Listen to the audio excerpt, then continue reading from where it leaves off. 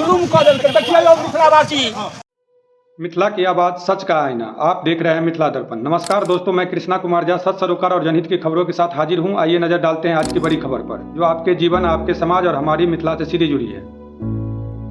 पंडौल प्रखंड के भवानीपुर स्थित महादेव उगना मंदिर परिसर में लगभग 150 वर्ष पुराने पीपल वृक्ष की कटाई को लेकर ग्रामीण ने जिला पदाधिकारी मधुबनी को आवेदन सौंपकर मामले की जांच और कार्रवाई की मांग की है।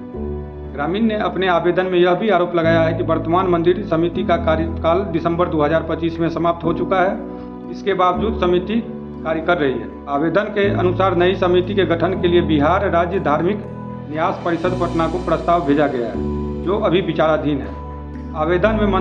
आवेदन में मंदिर समिति के कार्यकाल पर कई अन्य सवाल भी उठाए गए हैं। शिकायतकर्ता का आरोप है कि समिति के कार्यकाल के दौरान मंदिर परिसर में 3 बार भगवान की मूर्तियां चोरी और अन्य सामान चोरी हुई है। इसके अलावा मंदिर के सामने रखी गई सामग्री चोरी होने की घटना का उल्लेख भी किया गया है। ग्रामीण ने यह भी आरोप लगाया है कि मंदिर के पूर्वी हिस्से में स्थित आम के पेड़ को काटकर बेचा गया है, जबकि पोखर के समीप लगे सागवान और शीशम के पेड़ की कटाई एवं बिक्री को लेकर पारदर्शिता नहीं बरती गई है। आवेदन में इन पेड़ों की बिक्री से प्राप्त राशि का उपयोग की जांच की मांग की गई है।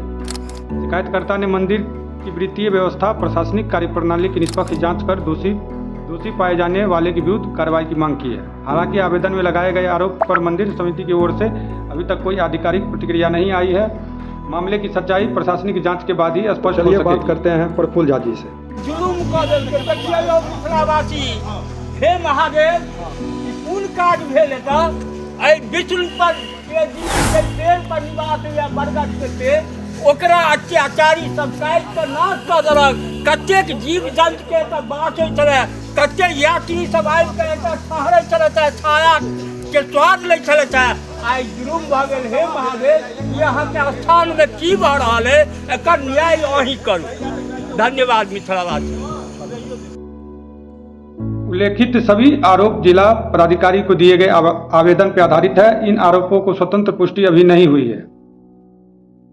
अगर आप मिथिला और बिहार की सटीक खबर सबसे पहले देखना चाहते हैं तो चैनल को सब्सक्राइब करें, वीडियो को लाइक करें और अपने दोस्तों को जरूर शेयर करें।